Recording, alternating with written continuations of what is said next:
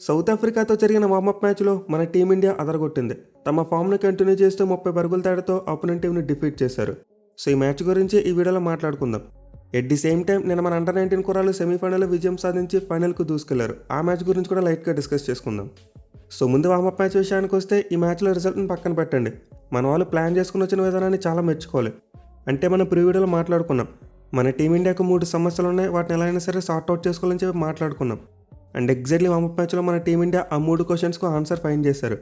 నిజంగా T20 world కప్కి ముందు ఈ వార్మప్ మ్యాచ్ చాలా అంటే చాలా మంచి ప్రిపరేషన్ అయింది మనకి. సో ఈ మ్యాచ్లో అయితే మన టీమిండియా టాస్ దగ్గర నుండి ఎక్స్పెరిమెంట్ మొదలెట్టారు.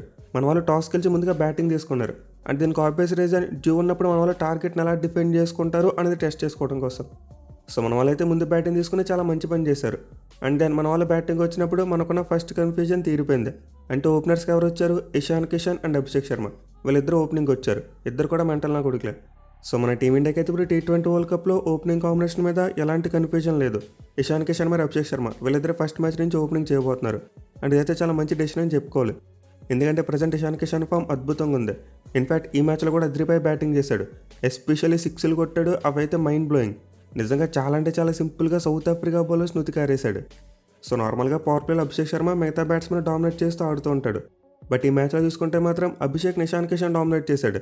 అసలు ఒక ఎండ్లో అతను సిక్సర్లు కొడుతుంటే మరి ఎండ్లో అభిషేక్ శర్మలా చూస్తూ ఉండిపోయాడు. అఫ్కోర్స్ అభిషేక్ శర్మకి ఎక్కువ స్ట్రైక్ రాలేదు. But still Ishan Kishan dominate చేసిన విధానం చూసుకుంటే 2 ఎండ్స్లో కూడా అభిషేక్ శర్మ బ్యాటింగ్ చేసినట్టు అనిపించింది. బట్ ఎనివే ఈ ఓపెనింగ్ కాంబినేషన్లో ఉన్న బెస్ట్ థింగ్ ఏంటంటే ఇద్దరు కూడా different kind of players.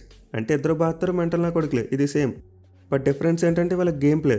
Abhishek Sharma off side చాలా స్ట్రాంగ్ ప్లేయర్, వేరే Ishan Kishan leg side strong player. In fact మన ఇన్నింగ్స్లోనే చూడొచ్చు, ఇషాన్ కిషన్కు బాడీ మీద బాల్ వేస్తే లెగ్ సైడ్ చాలా గట్టిగా లాగిపెట్టి కొడుతున్నాడు. వేరే అభిషేక్ శర్మకి outside off stump ball పడితే దాని కవర్స్ పై నుంచి లాంగ్ ఆఫ్ పై నుంచి అద్భుతంగా కొడుతున్నాడు. అండ్ ఆల్సో అభిషేక్ శర్మ దగ్గర చాలా మంచి కట్ షాట్ కూడా ఉంది. సో దీంతో ఓపెనింగ్ కాంబినేషన్ కారణంగా బౌలర్స్కు లైన్ అడ్జస్ట్ చేసుకోవడం చాలా కష్టంగా మారిపోద్ది. ఏమాత్రం మార్జిన్ ఆఫ్ ఎర్రర్ ఉన్న బాల్ ఈజీగా బౌండరీ దాటేస్తుంది. సో రియల్లీ ఇషాన్ కిషన్ మరి అభిషేక్ శర్మ ఇదే ఫామ్ని కంటిన్యూ చేస్తే మన టీమిండియా ఆల్మోస్ట్ గేమ్ని పవర్ ప్లేలోనే కిల్ చేసేస్తారు. ఎందుకంటే మనకి అట్వెల్ ఈజీగా పవర్ ప్లేలో 80 పరుగులు వచ్చేస్తున్నాయి. అండ్ దాని మిగతా 14 ఓవర్స్లో ఒక 140 పరుగులు కొట్టినా మన టీమిండియా స్కోర్ ఈజీగా 220 దాటేస్తుంది. సో డెఫినెట్లీ మన ఓపెనింగ్ కాంబినేషన్ అయితే రాబోయే T20 వరల్డ్ కప్లో the most dangerous opening combination.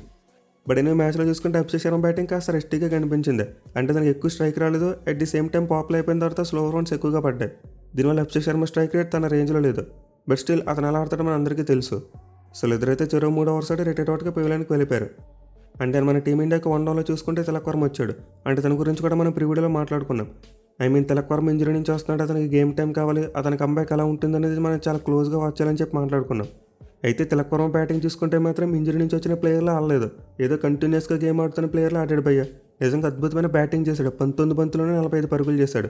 అంటే ఇషాన్ కిషన్ చూసుకుంటే 20 బంతులు 53 కొట్టేశాడు. సో రియల్లీ వీళ్ళిద్దరైతే సౌత్ ఆఫ్రికా బౌలర్స్ని ఉతికారేశారు. మరీ ముఖ్యంగా తిలక్ వర్మ తన ఇన్నింగ్స్ని చాలా మంచిగా బిల్డ్ చేశాడు. స్టార్టింగ్ 10 బాల్స్ కొంచెం అటు ఇటు టైం తీసుకుని ఆడాడు. బట్ ఆ తర్వాత మాత్రం చూసుకుంటే వరుస పెట్టి 6లు 4లు కొట్టాడు. సో రియల్లీ తిలక్ వర్మ ఇలా బ్యాటింగ్ చేయడం మన టీమిండియాకి బిగ్గెస్ట్ పాజిటివ్ అని చెప్పుకోవాలి. ఎందుకంటే అతను మనకి చాలా ఇంపార్టెంట్ ప్లేయర్, సిచ్యువేషన్ తగ్గట్టు ఆడుతూ ఉంటాడు. అండ్ ఆల్సో తిలక్ వర్మని 1 డౌన్లో పంపడం కూడా మన టాప్ ఆర్డర్ ఫిక్స్ అయిపోయినట్టు తెలుస్తుంది. అంటే ఓపెనర్స్కి ఇషాన్ మరియు అభిషేక్ అండ్ దెన్ 1 డౌన్లో తిలక్ వర్మ. ముగ్గురు లెఫ్ట్ హ్యాండర్స్ అయినా సరే మన వాళ్ళు ఈ కాంబినేషన్కి స్టిక్ అవ్వబోతున్నారు. ఇన్ఫాక్ట్ T20 ఫార్మేట్లో లెఫ్ట్ రైట్ కాంబినేషన్ చాలా వరకు ఓవర్ రేటెడ్ అని చెప్పుకోవాలి. ఎందుకంటే ఈ ఫార్మేట్లో ఇంటెంట్ చాలా ముఖ్యం. ఆడేది లెఫ్ట్ హ్యాండర్ అయినా సరే రైట్ హ్యాండర్ అయినా సరే మంచి ఇంటెంట్ ఆడాలి, పాజిటివ్ క్రికెట్ ఆడాలి. అండ్ ఎగ్జాక్ట్లీ మన టాప్ ఆర్డర్ ముగ్గురు బ్యాట్స్మెన్ కూడా అలానే ఆడుతున్నారు. సో దీంతో లెఫ్ట్ రైట్ కాంబినేషన్ కోసం సూర్యకుమార్ యాదవ్ని 1 డౌన్లో పంపాల్సిన అవసరం లేదు, అతను 4లోనే కంటిన్యూ అవ్వాలి.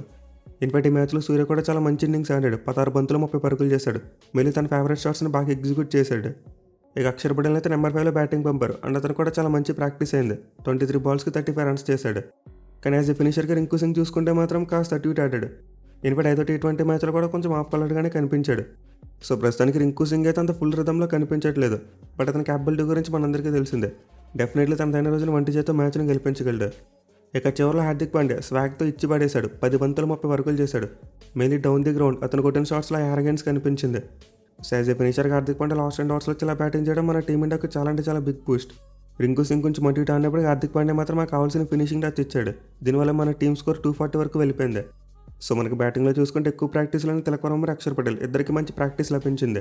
అలాగే ఇషాన్ కిషన్ మరియు అభిషేక్ శర్మ ఓపెనింగ్ కాంబినేషన్ యొక్క గ్లిమ్స్ చూసాం. అండ్ దాని మధ్యలో మన కెప్టెన్ సూర్యకుమార్ యాదవ్ అలాగే చివరిలో హార్దిక్ పాండ్యా వీళ్ళిద్దరు ఫైర్ వర్క్స్ చూసాం. సో మొత్తం మీద మన టీమిండియా బ్యాట్స్మెన్ అందరూ కూడా చాలా మంచి ప్రాక్టీస్ దొరికింది. ఆల్మోస్ట్ బ్యాటింగ్ వచ్చిన ప్రతి బ్యాట్స్మెన్ కూడా 3 ఓవర్లు బ్యాటింగ్ చేయడం రెడీ అవుట్గా వెళ్ళిపోవడం. సూర్యకుమార్ యాదవ్ మరియు తిలక్ వర్మ మాత్రం అవుట్ అయ్యారు. అంటే చివరిలో రింకు సింగ్ మరియు హార్దిక్ పాండ్యా కూడా అవుట్ అయ్యారు. బట్ మిగతా వాళ్ళు ఎవరు కూడా అవుట్ అవ్వలేదు. So most likely T20 world కప్లో మన టీమిండియా బ్యాటింగ్ లైనప్ ఇలానే ఉండొచ్చు. అంటే టాప్ ఆర్డర్ ముందు 3 లెఫ్ట్ హ్యాండ్ బ్యాట్స్మెన్ వస్తారు. అంటే నెంబర్ 4లో స్కై వస్తాడు. ఆ తర్వాత మోస్ట్ లైక్లీ అక్షర్ మరియు రింకు రావచ్చు. అదర్వైజ్ శివం దూబే కూడా రావచ్చు. ఇక చివరిలో యాజ్ ఏ ఫినిషర్గా హార్దిక్ పాండ్యా వస్తాడు. సో ఇంకా సంజు శాంసన్ T20 కెరీర్ అయితే ముగిసిందని చెప్పుకోవచ్చు. అతను last time T20 world cup దగ్గరకు వచ్చిన టైంలో కూడా పూర్గా పెర్ఫామ్ చేసి బ్యాకప్ కీపర్గా మారిపోయాడు. అంటే టైంలో IPL మరియు వార్మప్ మ్యాచ్లో రిషబ్ పంత్ మంచిగా ఆడాడు. దీని అతను మన వాళ్ళు ఫస్ట్ చాయిస్ కీపర్గా పెట్టేసుకున్నారు. అంటే ఇక్కడ చూసుకుంటే సంజు శాంసన్ న్యూజిలాండ్ సిరీస్లో ఫెయిల్ అయ్యాడు. అదర్వైజ్ మన వాళ్ళు అతను ఫస్ట్ చాయిస్ వికెట్ కీపర్ అనుకున్నాడు. బట్ తన పూర్ ఫామ్ కారణంగా at the same time Ishan Kishan మంచిగా ఆడడం వల్ల అతనికి ఆపర్చునిటీ దొరికింది.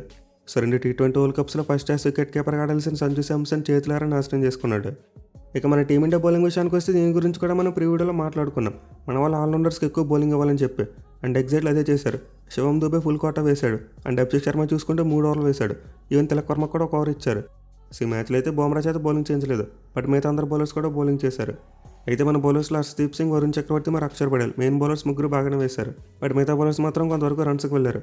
But still Abhishek Sharma 3 overs bowling చేయడం, 2 వికెట్స్ చేయడం మన టీమిండియాకు బిగ్ పాజిటివ్ సైన్ అని చెప్పుకోవాలి.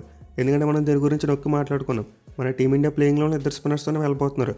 దీంతో మనం థర్డ్ స్పిన్ బౌలర్గా అభిషేక్ శర్మను ఎక్స్ప్లోర్ చేసుకోవాలని చెప్పి మాట్లాడుకున్నాం. అండ్ ఎగ్జాక్ట్లీ అదే చేశారు. ఈవెన్ తిలక్ వర్మ కూడా ఒక ఓవర్ ఇచ్చారు. సో మన టీమిండియాకి బౌలింగ్లో కూడా చాలా మంచి ప్రిపరేషన్ అయింది. బట్ అఫ్కోర్స్ 210 రన్స్ సమర్పించుకున్నారు. ఎందుకంటే మన ఆల్రౌండర్స్ ఎక్కువ రన్స్ ఇచ్చారు. మెయిన్లీ శివం దూబే 4 ఓవర్స్లో 57 పరుగులు ఇచ్చాడు. బట్ ప్రిపరేషన్ దృష్ట్యా చూసుకుంటే మన టీమిండియాకు బోత్ బ్యాటింగ్ అండ్ బౌలింగ్ రెండింటిలో కూడా చాలా మంచి ప్రిపరేషన్ లభించింది. ఇక మన టీమిండియా ఫీల్డింగ్తో పాటు ఇషాన్ కిషన్ యొక్క వికెట్ కీపింగ్ గురించి కూడా మనం ప్రీవిడియోలో మాట్లాడుకున్నాం. అంటే 2 ఇంప్రూవ్ అవ్వాలని చెప్పి మనం మాట్లాడుకున్నాం. అండ్ ఎగ్జాక్ట్లీ మ్యాచ్లు ఇవి కూడా చేశారు. మన టీమిండియా ఫీల్డింగ్ ఈ మ్యాచ్లో అద్భుతంగా ఉంది. And also Ishan Kishan wicket keeping కూడా చాలా ఇంప్రూవ్ అయింది. మెయిన్లీ సెకండ్ అటెంప్ట్లో డైవ్ చేస్తూ చాలా మంచి క్యాచ్ తీసుకున్నాడు. అండ్ టోటల్గా అతను కీపింగ్ చేసుకున్నా చాలా బాగా ఇంప్రూవ్ అయింది. ఏమీ మిస్ చేయలేదు. అసలు ఈ వార్మప్ మ్యాచ్లో మన టీమిండియా టిక్ చేసుకోవాల్సిన బాక్సెస్ అన్నింటినీ కూడా టిక్ చేసుకున్నారు. ప్రస్తుతానికి మన వాళ్ళకి ఎలాంటి సమస్యలు లేనట్టే కనిపిస్తుంది. ఇక సౌత్ ఆఫ్రికా టీం విషయానికి వస్తే వాళ్ళు కూడా మంచిగానే ప్రిపరేషన్ అయిందని చెప్పుకోవచ్చు. బౌలింగ్లో చాలా వరకు రన్స్ ఇచ్చారు. బట్ బ్యాటింగ్లో చూసుకుంటే మాత్రం వాళ్ళ కెప్టెన్ మార్కరమ్ అద్భుతమైన షాట్స్ కొట్టాడు డౌన్ ది గ్రౌండ్. అలాగే రిక్కల్టన్, స్టెప్స్ మరియు మార్కెన్సన్ కూడా చాలా అద్భుతంగా బ్యాటింగ్ చేశారు. సో వాళ్ళ బ్యాట్స్మెన్ కూడా చాలా మంచిగా బ్యాటింగ్ చేశారు. బట్ ఓపెనర్గా జార్జ్ లండన్ పంపడమే కాస్త సర్ప్రైజ్ చేసింది. క్వింటన్ డీకాక్ బ్యాటింగ్ రాలేదు.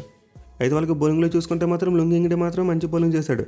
మేలా పేస్ వేరియేషన్ బాగా యూజ్ చేసుకుని మన టీమ్ ఇండియటర్స్ని ఇబ్బంది పెట్టాడు. కానీ మిగతా బౌలర్స్ చూసుకుంటే మాత్రం చాలా రన్స్ ఇచ్చేశారు భయ్య. ఆల్మోస్ట్ అందరి ఎకానమీ కూడా 9 కంటే ఎక్కువ ఉంది. ఎస్పెషల్లీ రబాడా మరియు నోకియా వీళ్ళిద్దరు ఉతికారేశారు మన టీమిండియా బ్యాట్స్మెన్. అసలు మెయిన్ బౌలర్స్ ధారాళంగా పరుగులు సమర్పించుకోవడం సౌత్ ఆఫ్రికా టీంకి కాస్త ఇబ్బంది. బట్ స్టిల్ దాకా వార్మప్ మ్యాచ్ కాబట్టి మరి ఎక్కువ ఎఫర్ట్ పెట్టి బౌలింగ్ చేసి ఉండకపోవచ్చు. అదర్వైజ్ సౌత్ ఆఫ్రికా టీం దగ్గర చాలా మంచి బౌలింగ్ అటాక్ ఉంది. సో మొత్తం మీద 2 జట్లు కూడా చాలా మంచి ప్రిపరేషన్ అయింది. మళ్ళీ 2 జట్లు కలిసి 450 పరుగులు కొట్టి ఫ్యాన్స్కి ఫుల్ మీల్స్ పెట్టారు. సో చూడాలి మరి మన team India T20 world cup pass అంతా ఇదే ఫామ్ని కంటిన్యూ చేస్తూ కప్ కొడతారా లేదనేది. ఇక అండర్-19 వరల్డ్ కప్ విషయానికి వస్తే నేను మన టీమిండియాకి మరి ఆఫ్ఘనిస్తాన్కి మధ్య సెమీఫైనల్ జరిగింది. అండ్ ఈ మ్యాచ్లో మన వాళ్ళు 7 వికెట్లు దాడితే ఆఫ్ఘనిస్తాన్ టీంను చిత్తుగా ఓడించారు. ఇన్ఫాక్ట్ ఆ టీం సెట్ చేసిన 311 పరుగుల భారీ టార్గెట్ను కేవలం 41.1 ఓవర్స్లోనే చేసి పడేశారు. సో నిజంగా మన అండర్-19 కుర్రాళ్ళు అయితే సెన్సేషనల్ చేశారని చెప్పుకోవాలి. మెయిల్ అండర్-19 వరల్డ్ కప్ చరిత్రలో ఇప్పటివరకు ఏ టీం కూడా ఇంత పెద్ద టార్గెట్ను చేయలేదు. ప్రీవియస్ రికార్డ్ న్యూజిలాండ్ వాళ్ళ పేరు మీద ఉండేది. వాళ్ళు 2006 సంవత్సరంలో ఐర్లాండ్ సెట్ చేసిన 306 పరుగుల టార్గెట్ను చేశారు. అండ్ ఈ మ్యాచ్ ముందు వరకు ఇది హైయెస్ట్ చేసింగ్ ఉండేది అండర్-19 వరల్డ్ కప్లో. బట్ ఈ సెమీఫైనల్లో మాత్రం మన టీమిండియా ఈ రికార్డును చేశారు. 311 పరుగుల టార్గెట్ని కేవలం 41 ఓవర్స్లోనే కొట్టేశారు. సో నార్మల్గా చూసుకుంటే సెమీఫైనల్ మ్యాచెస్లో ఇంత పెద్ద టార్గెట్ పెట్టినప్పుడు ఖచ్చితంగా బ్యాట్స్మెన్ స్ట్రగుల్ అవుతారు. బట్ మన అండర్-19 కుర్రాళ్ళు చూసుకుంటే మాత్రం స్టార్టింగ్ నుండి కంప్లీట్లీ డామినేట్ చేసి ఆడారు. పర్టికులర్గా ది మ్యాన్ వైభవ్ సూర్యవంశీ మరోసారి మైండ్ బ్లోయింగ్ స్టార్ట్ ఇచ్చాడు. కేవలం 33 బాల్స్లోనే 68 రన్స్ కొట్టాడు. అంటే అతని స్ట్రైక్ రేట్ 200 కంటే ఎక్కువ ఉంది. సో దీనివల్ల మన టీమిండియాకి చేజింగ్లో ఫస్ట్ 10 ఓవర్స్లోనే 91 రన్స్ వచ్చేసాయి. అండ్ ఆ తర్వాత మన వాళ్ళకి చేజ్ అనేది చాలా ఈజీ అయిపోయింది. ఓవర్కి 5 పరుగులు కొడితే సరిపోద్ది. అండ్ సూర్యవంశీ ఇచ్చిన స్టార్ట్ని అద్భుతంగా క్యాపిటలైజ్ చేసుకుంటూ ఆ తర్వాత మన కెప్టెన్ ఆయుష్ మాత్రే అలాగే ఆరెంజ్ జార్జ్ ఇద్దరు కూడా మైండ్ బ్లోయింగ్ పార్ట్నర్షిప్ నెలకొల్పారు. 2 వికెట్కి 101 బంతులో 114 పరుగులు యాడ్ చేశారు. సో ఈ పార్ట్నర్షిప్తో మన టీమిండియా విజయం ఆల్మోస్ట్ కన్ఫర్మ్ అయిపోయింది. ఈవెన్ 59 బంతులు 62 పరుగులు చేసిన మన కెప్టెన్ ఆయుష్ మాత్రం అవుట్ అయినా ఆ తర్వాత మళ్ళీ మంచి పార్ట్నర్షిప్ వచ్చింది. మళ్ళీ ఆరెంజ్ జార్జ్ విహాన్ మల్హోత్రాతో కలిసి 3 వికెట్కి 96 పరుగులు యాడ్ చేశాడు. సో విధంగా ఆరెంజ్ జార్జ్ అయితే బిగ్ టార్గెట్ చేసేలో మన టీమిండియాకు బ్యాక్ బోన్లో మారాడు. 104 బంతులు 115 పరుగులు చేసి మన టీమిండియాని గెలిపించాడు. సో హైదరాబాద్ చెందిన యంగ్ క్రికెటర్ అయితే చాలా మెచ్యూరిటీతో బ్యాటింగ్ చేశాడని చెప్పుకోవాలి. అంటే ఒక ఎండ్లో వైభవ్ సూర్యవంశీ మరి ఆయుష్ మాత్రం ఇద్దరు గట్టి కొడుతున్నారు. దీంతో ఆరెంజ్ జార్జ్ ఎక్కువగా రిస్క్ తీసుకోకుండా మంచిగా బ్యాటింగ్ చేశాడు. ఇన్నింగ్స్ మొత్తం ఒక ఎండ్లో హోల్డ్ చేస్తే యాంకర్ ఇన్నింగ్స్ ఆడాడు. దీనివల్ల మన టీమిండియా చేసింగ్లు ఎక్కడ కూడా తడబడలేదు, చాలా ఈజీగా అయిపోయింది. సో కేరళలోని కొట్టాయమని ఊర్లో పుట్టిన ఆరెంజ్ జార్జ్ హైదరాబాద్ షిఫ్ట్ అయ్యి ఇక్కడ నుంచి అండర్-19 వరల్డ్ కప్కి సెలెక్ట్ అయ్యాడు. అండ్ సెమీఫైనల్ ఒక అద్భుతమైన సెంచరీతో మన టీమిండియాని గెలిపించి player of the match award కూడా అందుకున్నాడు.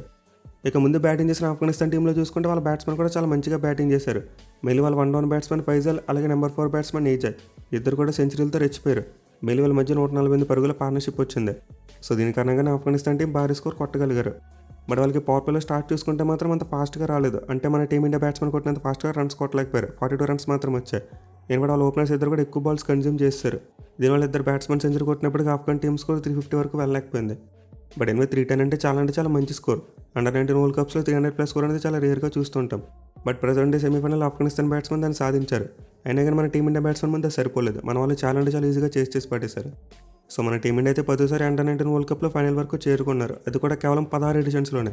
అంటే అండర్ 19 వరల్డ్ కప్లో మన వాళ్ళు ఎంత కన్సిస్టెంట్గా ఆడుతున్నారో మనం అర్థం చేసుకోవచ్చు. మళ్ళీ ఇప్పటివరకు ఏ టీం కూడా 10 సార్లు ఫైనల్కి వెళ్ళలేదు. సెకండ్ బెస్ట్ చూసుకుంటే ఆస్ట్రేలియా అనుకుంటా, వాళ్ళు 6 సార్లు ఫైనల్కి వెళ్ళారు. సో మన అండర్ 19 కుర్రాళ్ళు అయితే టోర్నమెంట్లో అద్భుతంగా పెర్ఫామ్ చేస్తే ఫైనల్కి రీచ్ అయ్యారు. అండ్ ఫైనల్ మ్యాచ్ ఫిబ్రవరి 6వ తేదీన జరగబోతుంది. అది కూడా ఇంగ్లాండ్ అండర్ 19 టీంతో. సో ఆల్రెడీ గతంలోనే మన కుర్రాళ్ళు 5 సార్లు వరల్డ్ కప్ గెలిచారు. చూడాలి మీరు రికార్డ్ని ఎక్స్టెండ్ చేసుకుంటే రేపు జరగబోయే ఫైనల్ మ్యాచ్లు కూడా గెలిచి 6వ సారి కప్ కొడతారో లేదనేది.